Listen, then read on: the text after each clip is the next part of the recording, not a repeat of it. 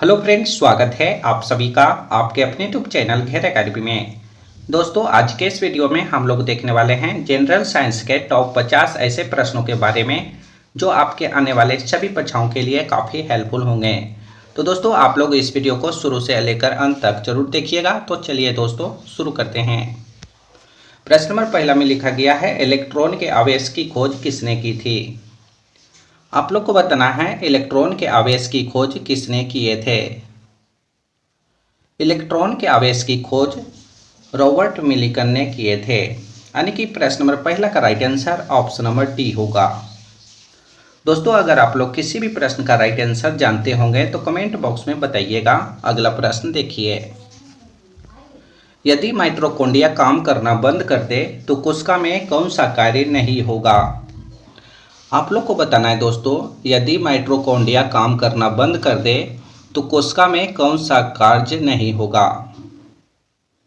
तो आप लोग याद रखिएगा, यदि माइटोकॉन्ड्रिया काम करना बंद कर दे तो कोशिका में भोजन का ऑक्सीकरण नहीं होगा।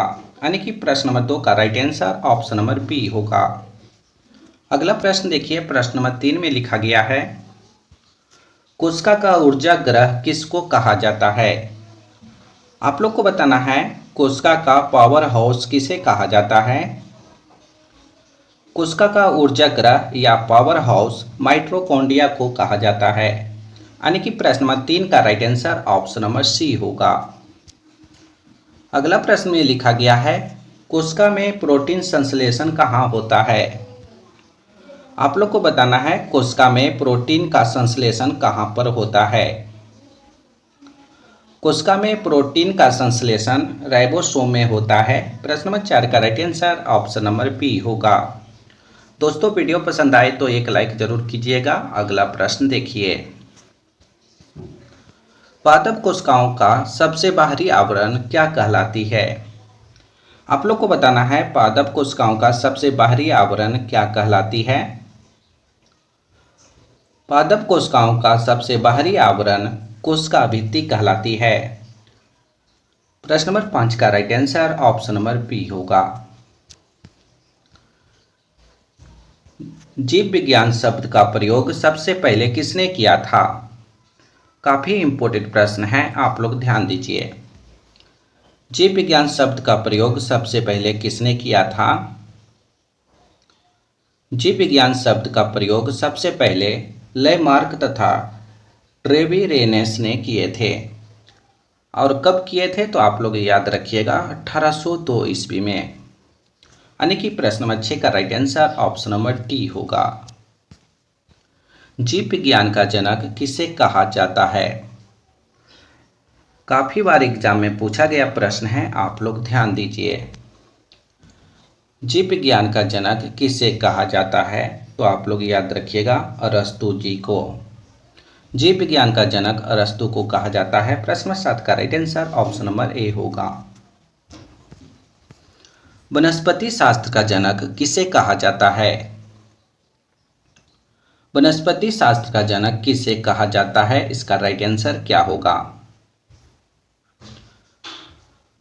वनस्पति शास्त्र का जनक थियोफ्रास्टस को कहा जाता है। यानी कि प्रश्न नंबर 8 का right answer option number A होगा। चिकित्सा शास्त्र का जनक किसे कहा जाता है। इस वीडियो में सभी प्रश्न काफी इंपॉर्टेंट है, आप लोग वीडियो के अंत तक बने रहिए। चिकित्सा शास्त्र का जनक हिप्पोक्रेटस को कहा जाता है। यानी कि प्रश्न नंबर 9 का right answer option number C होगा। प्रश्न नंबर 10 में लिखा गया है, बॉटनी शब्द की उत्पत्ति किस भाषा के शब्द से हुई है। काफी इंपॉर्टेंट प्रश्न है, आप लोग ध्यान दीजिए। बॉटनी शब्द की उत्पत्ति किस भाषा के शब्द से हुई है तो आप लोग याद रखिएगा, ग्रीक भाषा के शब्द से। बॉटनी शब्द की उत्पत्ति ग्रीक भाषा के शब्द से हुई है, आप लोग याद रखिएगा। प्रश्न नंबर 10 का right answer option number D होगा। अगला प्रश्न में लिखा गया है, ऐसा तत्व जिसमें धातु और अधातु के गुण पाए जाते हैं क्या कहलाते हैं। इस वीडियो में सभी प्रश्न काफी इंपॉर्टेंट है, आप लोग वीडियो के अंत तक बने रहिए। जिसमें धातु और अधातु के गुण पाए जाते हैं उसे उपधातु कहते हैं। यानी कि प्रश्न नंबर 11 का सही उत्तर ऑप्शन नंबर बी होगा। प्रश्न नंबर 12 में लिखा गया है कौन सी धातु विद्युत की कुचालक है। इन चार ऑप्शन को देखकर आप लोग को बताना है इनमें से कौन सी धातु विद्युत की कुचालक है। तो आप लोग याद रखिएगा लेड धातु विद्युत की कुचालक है। प्रश्न नंबर 12 का सही उत्तर ऑप्शन नंबर सी होगा। किस अधातु में धातुई चमक पाई जाती है। किस अधातु में धातुई चमक पाई जाती है। तो आप लोग याद रखिएगा ग्रेफाइट आयोडीन उपयुक्त दोनों अधातुओं में धातुई चमक पाई जाती है। प्रश्न नंबर 13 का सही उत्तर ऑप्शन नंबर सी होगा। निम्न में से कौन सा एक यौगिक है। इन चार ऑप्शन को देखकर आप लोग को बताना है इनमें से कौन एक यौगिक है। अमोनिया एक यौगिक है। प्रश्न नंबर 14 का सही उत्तर ऑप्शन नंबर डी होगा। जल एक यौगिक है क्यों। आप लोग को बताना है जल एक यौगिक है क्यों, किस कारण से यौगिक कहलाता है। तो आप लोग याद रखिएगा इसमें रासायनिक बंधों से जुड़े दो भिन्न तत्व होते हैं, इसलिए जल एक यौगिक कहलाती है। प्रश्न नंबर 15 का सही उत्तर ऑप्शन नंबर सी होगा। कौन सा पदार्थ प्राकृतिक में तीनों अवस्थाओं में पाया जाता है। काफी बार एग्जाम में पूछा गया प्रश्न है, आप लोग ध्यान दीजिए। कौन सा पदार्थ प्राकृतिक में तीनों अवस्थाओं में पाया जाता है। तो आप लोग याद रखिएगा पानी, यानी कि जल प्राकृतिक में तीनों अवस्था में पाए जाते हैं। प्रश्न 16 का सही उत्तर ऑप्शन नंबर ए होगा। पदार्थ के चौथी अवस्था किसे कहा जाता है। पदार्थ के चौथी अवस्था किसे कहा जाता है। आप लोग को इन चार ऑप्शन को देखकर बताना है। पदार्थ के चौथी अवस्था प्लाज्मा को कहा जाता है। प्रश्न 17 का right answer option number C होगा। एक ही प्रकार का परमाणु किसमें मिलता है। एक ही प्रकार का परमाणु किसमें मिलता है, इन चार ऑप्शन को देखकर बताना है। एक ही प्रकार का परमाणु प्राकृतिक तत्व में मिलता है। प्रश्न नंबर 18 का सही उत्तर ऑप्शन नंबर सी होगा। प्रश्न नंबर 19 में लिखा गया है दो या दो से अधिक शुद्ध पदार्थों को किसी भी अनुपात में मिला देने से क्या बनता है। काफी इंपॉर्टेंट प्रश्न है, आप लोग ध्यान दीजिए। दो या दो से अधिक शुद्ध पदार्थों को किसी भी अनुपात में मिला देने से क्या बनता है। तो आप लोग याद रखिएगा मिश्रण। दो या दो से अधिक शुद्ध पदार्थों को किसी भी अनुपात में मिला देने से मिश्रण बन जाएगा। आप लोग याद रखिएगा। प्रश्न 19 का सही उत्तर ऑप्शन नंबर सी होगा। ध्वनि तरंगों की प्रकृति कैसी होती है। ध्वनि तरंगों की प्रकृति कैसी होती है, आप लोग को बताना है। ध्वनि तरंगों की प्राकृतिक अनुदैर्घ्य होती है, यानी कि प्रश्न नंबर 20 का सही उत्तर ऑप्शन नंबर बी होगा। आप लोग याद रखिएगा। अश्रव तरंगों की आवृत्ति कितनी होती है। अश्रव तरंगों की आवृत्ति कितनी होती है। तो आप लोग याद रखिएगा 20 हर्ट्ज से कम अश्रव तरंगों की आवृत्ति होती है। प्रश्न नंबर 21 का सही उत्तर ऑप्शन नंबर ए होगा। प्रस्रव तरंगों को सबसे पहले किसने सीटी बजाकर उत्पन्न किया था। आप लोग को बताना है प्रस्रव तरंगों को सबसे पहले किसने सीटी बजाकर उत्पन्न किए थे। तो गाल्टन ने। प्रस्रव तरंगों को सबसे पहले सीटी बजाकर गाल्टन ने उत्पन्न किए थे। प्रश्न नंबर 22 का सही उत्तर ऑप्शन नंबर बी होगा। अगला प्रश्न में लिखा गया है कीड़ों तथा हानि पहुंचाने वाले तत्वों को घरों से दूर भगाने के लिए प्रयोग में लाया जाता है। इन चार ऑप्शन को देखकर आप लोग को बताना है इनमें से किसका प्रयोग में लाया जाता है। तो आप लोग याद रखिएगा कीड़ों तथा हानि पहुंचाने वाले तत्वों को घरों से दूर भगाने के लिए अल्ट्रासोनिक तरंगे का प्रयोग में लाया जाता है। प्रश्न नंबर 23 का सही उत्तर ऑप्शन नंबर ए होगा। अगला प्रश्न में लिखा गया है ध्वनि का तरत्व किस पर निर्भर करता है। ध्वनि का तरत्व यानी कि जो पिच है वह किस पर निर्भर करता है। तो आवृत्ति पर।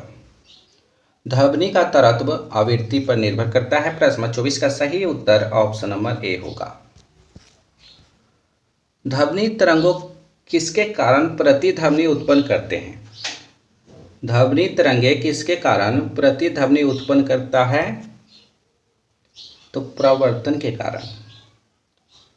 ध्वनि तरंगे प्रवर्तन के कारण प्रतिध्वनि उत्पन्न करते हैं। प्रश्न नंबर 25 का सही उत्तर ऑप्शन नंबर सी होगा। एक व्यक्ति को अपनी प्रतिध्वनि सुनने के लिए प्रवर्तक तल से कितनी दूर खड़ा रहना चाहिए? काफी इंपॉर्टेंट प्रश्न है, आप लोग ध्यान दीजिए। एक व्यक्ति को अपनी प्रतिध्वनि सुनने के लिए प्रवर्तक तल से 56 फीट या 17 मीटर दूर खड़ा रहना चाहिए। यानी कि प्रश्न नंबर 26 का सही उत्तर ऑप्शन नंबर बी होगा। प्रश्न नंबर 27 में लिखा गया है, सोनार का प्रयोग किसके द्वारा किया जाता है? सोनार का प्रयोग किसके द्वारा किया जाता है, आप लोग को बताना है। सोनार का प्रयोग नौसंचालकों के द्वारा किया जाता है। यानी कि प्रश्न नंबर 27 का सही उत्तर ऑप्शन नंबर डी हो जाएगा। जब सेना पुल को पार करती है तो सैनिकों को कदम से कदम मिलाकर ना चलने का आदेश दिया जाता है, क्यों? काफी बार एग्जाम में पूछा गया प्रश्न है, आप लोग ध्यान दीजिए। जब सेना पुल को पार करती है तो सैनिकों को कदम से कदम मिलाकर ना चलने का आदेश दिया जाता है, क्योंकि पैरों से उत्पन्न ध्वनि के अनुनाद के कारण पुल टूटने का खतरा रहता है। इसलिए सैनिकों को कदम से कदम मिलाकर ना चलने का आदेश दिया जाता है। प्रश्न नंबर 28 का सही उत्तर ऑप्शन नंबर बी होगा। इसे आप लोग याद रखिएगा। निम्नलिखित में से किसमें ध्वनि की चाल सबसे अधिक होगा? इन चार ऑप्शन को देखकर आप लोग को बताना है इनमें से किसमें ध्वनि की चाल सबसे अधिक होगा। तो आप लोग याद रखिएगा लकड़ी में, यानी कि ठोस पदार्थ में ध्वनि की चाल सबसे अधिक होगा। प्रश्न नंबर 29 का सही उत्तर ऑप्शन नंबर डी होगा। हेलीकॉप्टर का आविष्कार किसने किया था?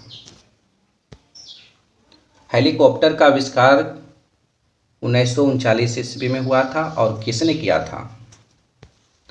तो आप लोग याद रखिएगा, हेलीकॉप्टर का आविष्कार सिकोर्स्की ने 1939 ईस्वी में किए थे। प्रश्न नंबर 30 का right answer option number B होगा।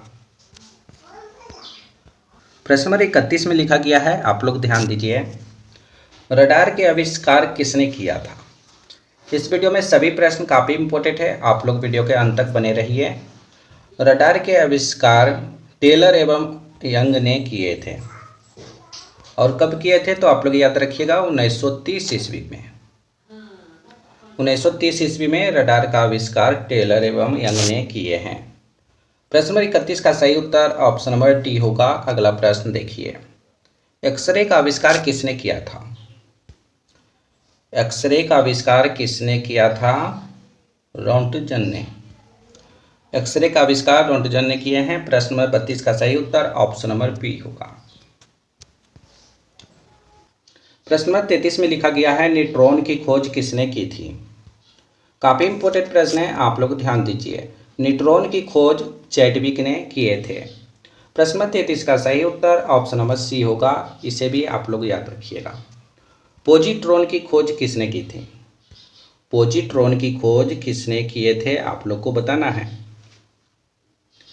पॉजिट्रॉन की खोज एंडरसन ने किए थे।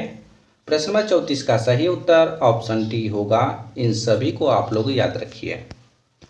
प्रश्न नंबर 35 में लिखा गया है, जिस भौतिक कारक के कारण हम किसी वस्तु को देख पाते हैं उसे हम क्या कहते हैं? जिस भौतिक कारक के कारण हम किसी वस्तु को देख पाते हैं उसे हम लोग प्रकाश कहते हैं। यानी कि प्रश्न नंबर 35 का सही उत्तर ऑप्शन नंबर ए होगा। प्रकाश क्या है? आप लोग को बताना है प्रकाश क्या है। प्रकाश एक विद्युत चुंबकीय विकिरण है। प्रकाश क्या है? तो प्रकाश एक विद्युत चुंबकीय विकिरण है। प्रश्न नंबर 36 का right answer option number C होगा। प्रकाश का वेग अधिकतम कहाँ पर होता है? प्रकाश का वेग सबसे ज़्यादा कहाँ पर होता है, आप लोग को बताना है। प्रकाश का वेग अधिकतम निर्वात में होता है, वैक्यूम में। प्रश्न नंबर 37 का सही उत्तर ऑप्शन नंबर सी होगा। प्रकाश सीधी रेखा में चलता प्रतीत होता है, क्यों? प्रकाश सीधी रेखा में चलता हुआ प्रतीत होता है, ऐसा किस कारण से? प्रकाश सीधी रेखा में चलता हुआ प्रतीत होता है क्योंकि प्रकाश का तरंगदैर्घ्य बहुत छोटा होता है, इसलिए प्रकाश सीधी रेखा में चलता है। प्रश्न नंबर 38 का सही उत्तर ऑप्शन नंबर सी होगा। प्रकाश विकिरणों की प्रकृति कैसी होती है? प्रकाश विकिरणों की प्रकृति कैसी होती है आप लोग को बताना है। प्रकाश विकिरणों की प्रकृति तरंग एवं कण दोनों के समान होती है। प्रश्न नंबर 39 का सही उत्तर ऑप्शन नंबर सी होगा। सूर्य के प्रकाश में रंगों की संख्या कितनी होती है? इस वीडियो में सभी प्रश्न काफ़ी इंपॉर्टेंट है, आपके एग्जामों में पूछे जा सकते हैं, इसलिए आप लोग ध्यान दीजिए और वीडियो को अंत तक देखिए। सूर्य के प्रकाश में रंगों की संख्या 7 होती है, यानी कि सूर्य के प्रकाश 7 रंगों से मिलकर बना होता है। प्रश्न नंबर 40 का सही उत्तर ऑप्शन नंबर डी होगा। प्रकाश सदैव एक किस में यात्रा करती है? तो सीधी रेखा में। प्रकाश सदैव एक सीधी रेखा में यात्रा करता है। प्रश्न नंबर 41 का सही उत्तर ऑप्शन नंबर बी होगा। प्रश्न नंबर 42 में लिखा गया है, रात्रि में तारों का टिमटिमाना प्रतीत होता है, किसके कारण? रात्रि में तारों का टिमटिमाना प्रतीत होता है, किसके कारण आप लोग को बताना है। रात्रि में तारों का टिमटिमाना प्रतीत होता है प्रकाश का अपवर्तन के कारण। प्रश्न नंबर 42 का सही उत्तर ऑप्शन नंबर ए होगा। लेंस की शक्ति मापी जाती है किसमें? आप लोग को बताना है इन 4 ऑप्शन को देखकर इनमें से किसमें लेंस की शक्ति को मापी जाती है। लेंस की शक्ति को डायोप्टर से मापा जाता है या डायोप्टर में मापे जाते हैं। प्रश्न 43 का सही उत्तर ऑप्शन नंबर ए होगा। पीछे की गाड़ी को देखने के लिए चालक किस दर्पण का उपयोग करता है? काफ़ी बार एग्जाम में पूछा गया प्रश्न है, आप लोग ध्यान दीजिए। पीछे की गाड़ी को देखने के लिए चालक उत्तल दर्पण का प्रयोग करता है या उपयोग करता है। प्रश्न नंबर 44 का सही उत्तर ऑप्शन नंबर ए होगा।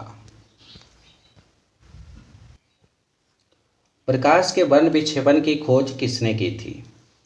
आप लोग को बताना है प्रकाश के वर्ण विक्षेपण की खोज किसने किए थे। तो प्रकाश के वर्ण विक्षेपण की खोज न्यूटन ने किए थे। आप लोग याद रखिएगा, प्रकाश के वर्ण विक्षेपण की खोज न्यूटन ने किए थे। प्रश्न नंबर 45 का सही उत्तर ऑप्शन नंबर बी होगा।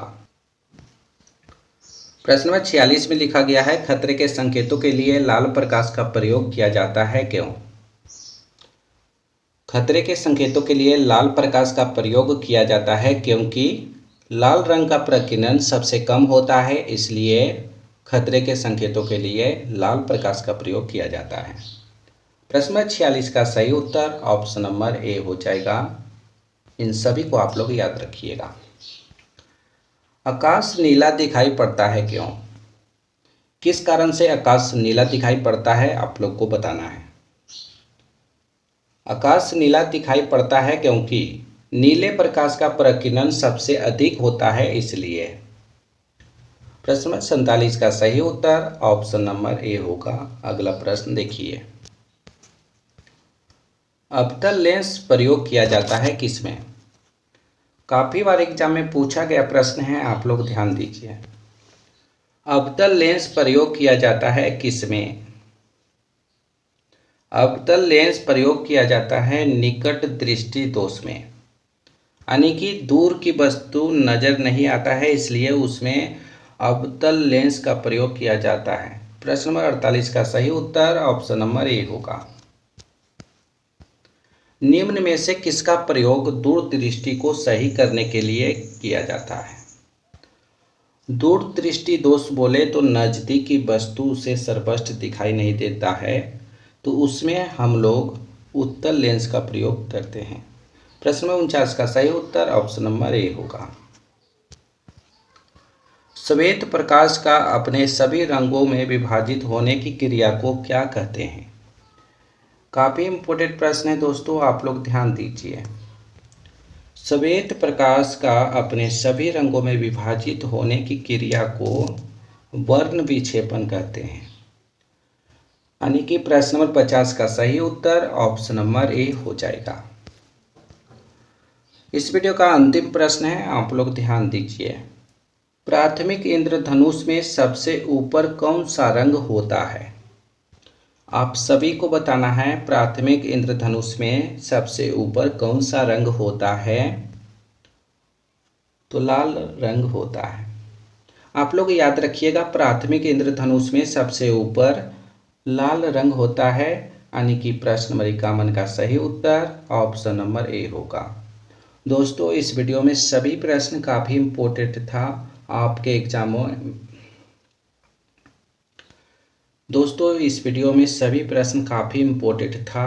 एग्जामों में ऐसा प्रश्न देखने को मिल सकता है, इसलिए आप लोग इस वीडियो को 1 से 2 बार जरूर देखिएगा और इस वीडियो को अपने अपने दोस्तों के पास एक बार शेयर कीजिए व्हाट्सएप, फेसबुक, इंस्टाग्राम इत्यादि पर, ताकि इस वीडियो का उनको भी लाभ मिल सके।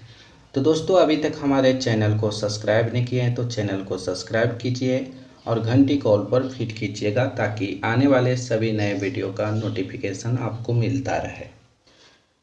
इस वीडियो में अभी तक एक लाइक नहीं किए हैं तो एक लाइक करके अपने अपने दोस्तों के पास शेयर कीजिएगा, जब तक आप लोग चैनल पर जाकर जीके जीएस का वीडियो देख सकते हैं। तो फिर अगले वीडियो में मिलेंगे दोस्तों, जब तक बने रहिए।